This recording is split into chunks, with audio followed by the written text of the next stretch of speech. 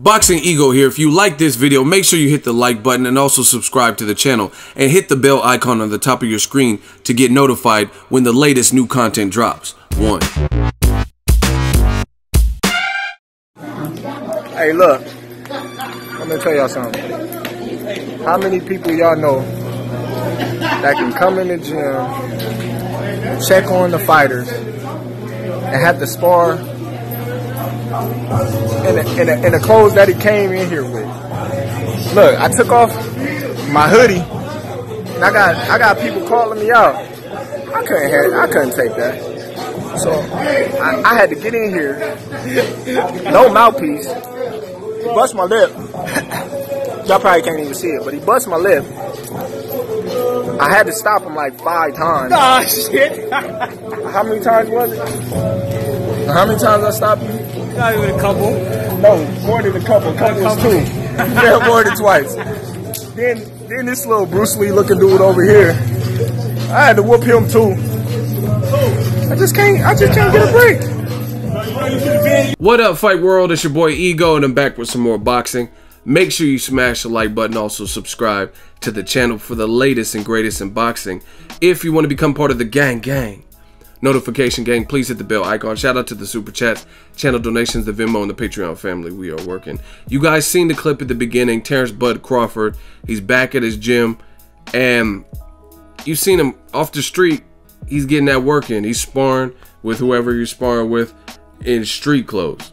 Now, this is one of the things I like about Terence Crawford. All the money he's made in boxing and recent fights and stuff like that, he seems to still be a gym rat, still be a workhorse, and still have that hunger. Sometimes, and I'm not trying to throw shade at different people, but some guys seem to get maybe a little bit complacent, like the Danny Garcias, Keith Thurman.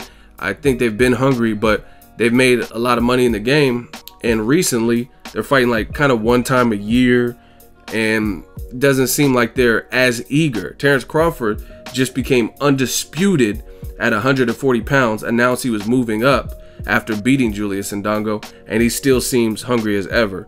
You know, I've seen him on I follow him on Instagram and stuff, and he's went on a couple trips. He was in Dubai and stuff, family trips, hanging out, but now he's right back at it. And every time I've seen Crawford at events, like he was in town for the Canelo Triple G fight, he's always in shape. So for me, as a fan of boxing, I gotta respect the people who are doing it right. And you see Crawford savage. He's coming off the street in street clothes, no mouthpiece, and he's still getting that work in. So to me, he's like a, I don't know, maybe it's just where he's from, the Midwest, Nebraska or whatever. He's not like uppity. I don't know if you guys understand what I'm talking about, but I see it. I could tell Crawford is from the hood, but he knows how to carry himself. You know what I'm saying? So I like that type of mentality that he brings. Now, Bob Arum, and I did a separate video about this, he just did an interview with ESPN, and he says that Terence Crawford versus Errol Spence Jr. is pay-per-view stuff, and he would like to work with Al Heyman and Al Heyman's stable of fighters if Crawford becomes a champion, right?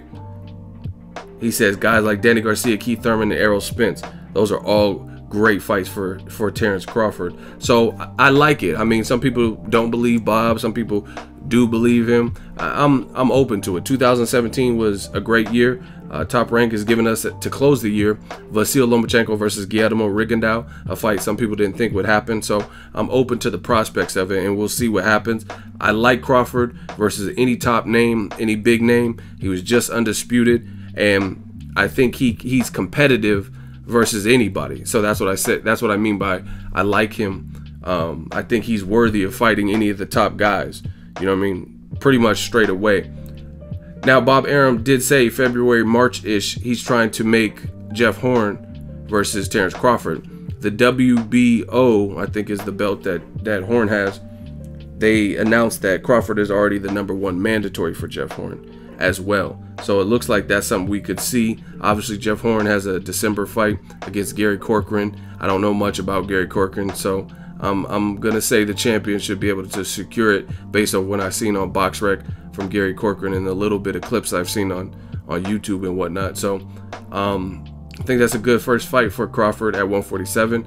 I don't think it's something he would turn down. They would probably make it in Australia, which would give Crawford just the chance to do what he did with Ricky Burns, showcase Ricky Burns. He fought in Ricky Burns' backyard of Scotland, and this will give him the opportunity if they do place the fight in Australia, which I would imagine, because Jeff Horn definitely ain't a big name in America. So I think the most money to maximize their dollar, it would probably happen in the champion's backyard, and that's what happens a lot of times. You're a champion, your challengers have to come to you, i.e. Errol Spence had to go to the UK in Kell Brook's backyard of Sheffield to get that IBF strap off him. So that's just me foreshadowing. I think Top Rank would make the business move and make the fight in Brisbane, kind of like they did with the Pacquiao Horn fight, and Crawford would just be a road warrior, which is nothing new to him. Like I said, that's how he became a champion at 35 versus Ricky Burns. So it's just another opportunity to showcase his skill on probably ESPN and more of a worldwide platform, a different market, and gain some new fans. But if he gets that title, I'm really going to be checking for the rest of the year, because Crawford's been pretty active. Off the top of my head, he fought in December versus John Molina. I think he fought in May versus Felix Diaz, and then he fought again against Julius Ndongo. So a lot of people, like I said earlier, are fighting one time a year. He's getting multiple fights in. So the sky's the limit. Let me know who you want to see Bud Crawford face, and drop your thoughts in the comment section. Make sure you smash the like button as always. Hate, comment, and subscribe. Till next video is Ego signing off. So if you enjoyed this video and want more content like this on the channel, you can show your appreciation by going to the PayPal donate button or the YouTube support button, and you can donate any amount that you feel is equivalent to the value of this video. Much more to come. Thank you guys for your support. Boxingego, the future of boxing.